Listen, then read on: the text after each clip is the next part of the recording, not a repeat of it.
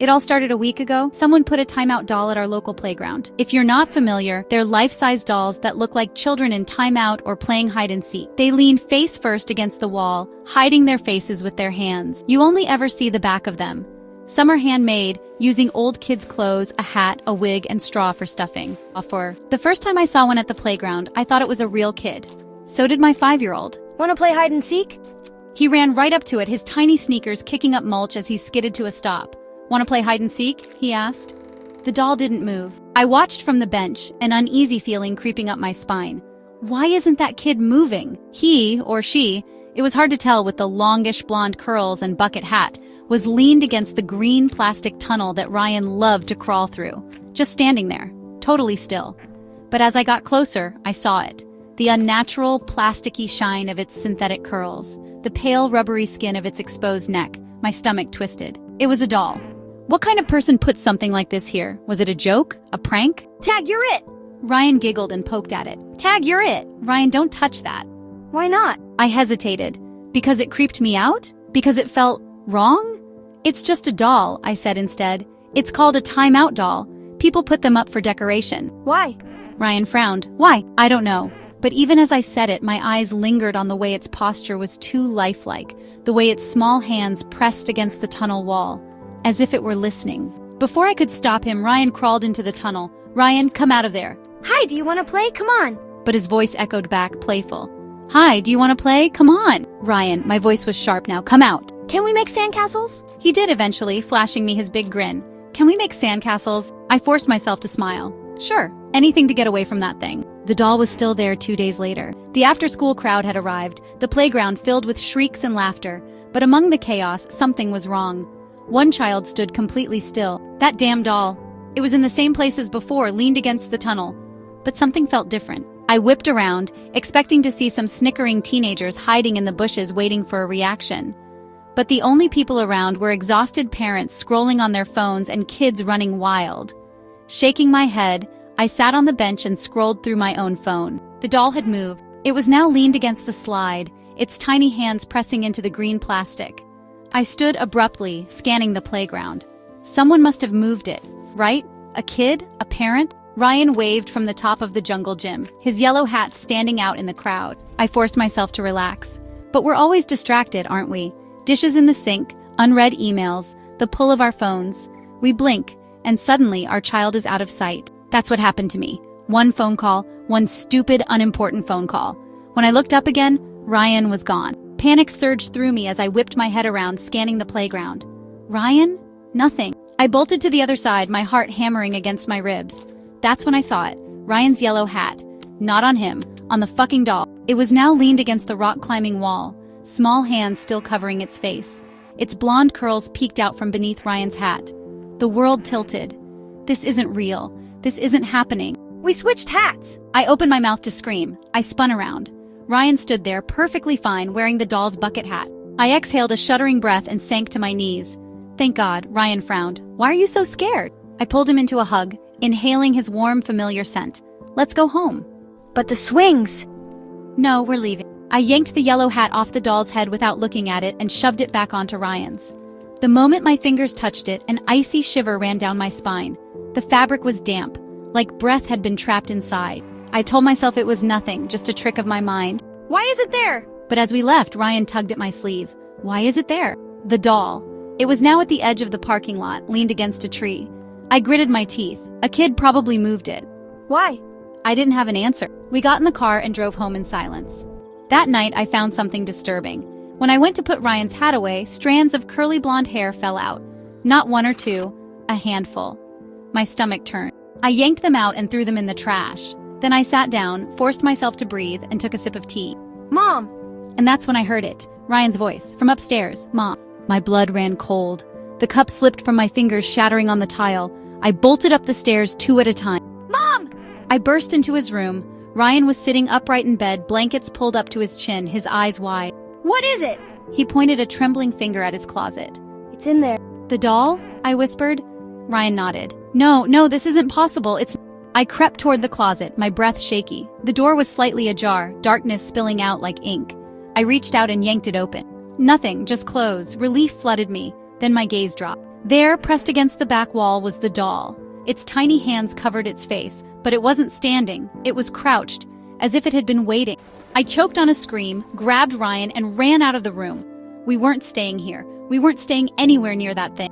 The police found nothing. No sign of forced entry, no doll, no footprints. I told them about my ex-husband, Mark. Maybe he had something to do with it. But they shrugged, said they'd look into it, then left. Ryan and I stayed at a friend's house. I tried to convince myself it was over. But last night, I went to check on Ryan. His bed was empty, my heart seized. Then I saw him, standing in the corner, face pressed against the wall, hands covering his eyes. Terror clawed up my throat. He's not in timeout, Mommy. He's not in timeout, Mommy, he said softly. Chills shot through me. What? He's hiding, and now it's my turn to seek. Ryan giggled. He's hiding, and now it's my turn to seek. I couldn't sleep after that night. Every time I closed my eyes, I saw Ryan in the corner, whispering those bone-chilling words. He's hiding. And now, it's my turn to seek. I told myself it was just his imagination. A bad dream. Maybe something he saw on YouTube when I wasn't looking. But the next day, things got worse. We didn't go to the playground again. I wasn't taking any chances. Instead, I took Ryan to the library. Somewhere safe. Somewhere far away from that thing. I was flipping through a book in the children's section when I heard Ryan giggle. I looked up and froze. There, in the corner of the library, the doll, pressed against the bookshelf, hands covering its face. I shot up from my seat, nearly knocking the chair over. No, this isn't happening. I grabbed Ryan's wrist. We're leaving, but Mommy, we just got here. I didn't answer. I didn't breathe. I didn't take my eyes off that thing until we were safely in the car, doors locked. And when I finally blinked, it was gone. That night, I barely slept. I left the lamp on, the TV too, anything to drown out the silence. Sometime around 2 a.m., I heard it. Whispers. Soft, slow. A child's voice coming from Ryan's room. I bolted out of bed and threw open his door. Ryan was sitting up in bed, wide awake, smiling. I swallowed hard. Who are you talking to? Him. There's no one there, baby. He says you can't see him. Go to sleep, okay? Ryan just blinked at me, his small hands resting on his lap. And then his lips moved. Not a sound came out, but I swear to God I could see the words forming. Mommy, turn around. I spun so fast I nearly tripped. Nothing. Just the shadows in the corner, the open closet, the empty hallway. I backed out of the room, shut the door, and didn't sleep for the rest of the night. I decided we needed a break, a trip, somewhere away from here. I booked a hotel in the next town over, packed our bags.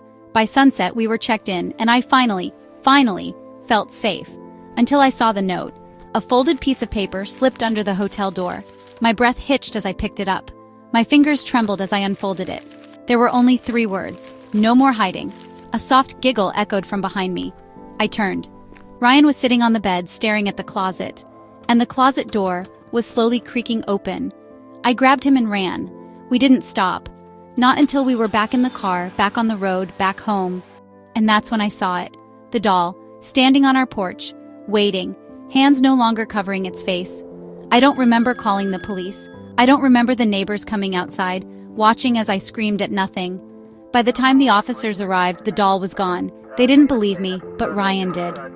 That night, he crawled into my bed, his small body curled against mine, his little fingers gripping my shirt. Mommy? Yeah, baby. He hesitated. Then, in a small, trembling whisper, I think he let me win. My breath caught. What do you mean? He said he likes playing with us. I felt my heart stop. He said next time, he'll let you hide instead. I don't know what to do. I don't know how to stop this. All I know is, Ryan still plays hide and seek. Sometimes when I'm cooking dinner, I'll find him standing in the hallway, face against the wall, hands covering his eyes. And when I whisper his name, he only giggles. Ryan, shh, it's your turn to hide. But something changed. Ryan doesn't act like himself anymore. He barely speaks to me during the day. When he does, his voice is different, like he's speaking from somewhere far away. His giggles are sharper, less innocent, and his eyes, God, his eyes, they don't look like my little boy's anymore. At night I hear him whispering. Sometimes he laughs, other times he sobs. One night I crept to his door, just to listen. I heard 2 voices, Ryan's and another, a low, raspy whisper, speaking a language I didn't understand. When I pushed the door open, Ryan was sitting on the floor, facing the wall. The doll was in his lap. He looked up at me and smiled. Ryan, Mommy, I found you. I ran. I ran into my bedroom, locked the door, blocked it with the dresser, but it didn't matter. The whispers seeped through the cracks. The giggles came from inside my closet. And the note was already under my pillow. No more hiding. I didn't sleep that night. I didn't even dare to blink. The whispers were everywhere, seeping through the walls, curling under the door, slithering into my ears like invisible fingers. Ryan's giggles echoed in the dark, too soft, too distant, like he was laughing from inside a dream or a nightmare. I clutched the note in my trembling hands. No more hiding. Something inside me snapped. I wasn't going to run anymore. I had to end this. But first, I had to find out what I was dealing with. At sunrise, I made a decision. I sent Ryan to my sister's house. He didn't protest. He just looked at me with those hollow, knowing eyes and said, "Okay, Mommy, just don't lose the game." I shivered. The moment he was gone, I tore apart the house. I searched every corner, every crack, every closet, every drawer. I flipped over furniture. I ripped open the walls where I had once heard scratching. I needed to find that thing. But the doll was gone, like it had never been there at all. Except for one thing, a single childlike footprint in the hallway. It wasn't Ryan's. It was too small, too deep, and there were two sets, one coming into the house and one going under the bed. I almost didn't look. Almost, but I had to. I reached out with a shaking hand and lifted the edge of the bed skirt. Darkness. For a long, terrible second, I saw nothing. And then, eyes, staring, glowing, too many of them. I screamed. The shadows under the bed moved. A hand shot out, small, pale, wrong, and grabbed my wrist. I yanked back, stumbling away, my heart hammering against my ribs. A whisper slithered up from the darkness, curling around my ears like cold breath. "Found you!" I ran. I didn't stop until I was outside, standing in the middle of the street, panting, shaking, praying. My house loomed behind me, silent, waiting, like it knew I had nowhere else to go. I didn't go back inside, not until I had a plan. I spent the entire day researching. Ghosts, cursed dolls, demons, nothing fit. This wasn't a haunting, it wasn't a possession, it was a game that had been played before, and I wasn't the first player. I found an old news article, one from decades ago. Local boy missing after mysterious hide-and-seek incident. The picture made my stomach twist.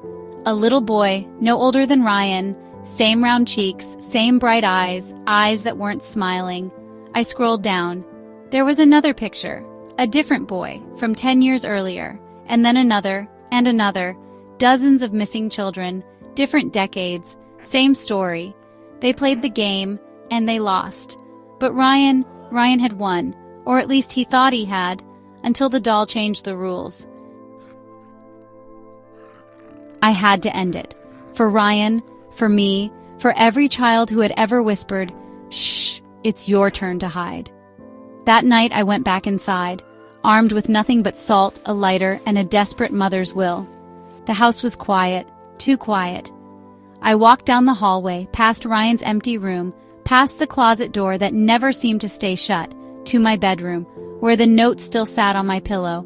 No more hiding. I didn't hesitate. I grabbed the note, held it over the flame. The paper curled, turned black, turned to ash. For a moment, nothing happened. Then, a scream, not a child's, not human. A deep guttural wail that shook the walls. The shadows lunged. I felt them, cold, grasping, furious, crawling over my skin, wrapping around my throat, pressing into my chest. I couldn't breathe, couldn't move. The whispers hissed in my ears, 1,000 voices overlapping, angry, desperate. The game is not over. Darkness swallowed me whole. I woke up outside, on my front lawn. The sun was rising, birds were chirping, the house behind me was silent, empty. The game was over, or so I thought. Because when I went to pick up Ryan from my sister's house, he wouldn't come near me, wouldn't even look at me.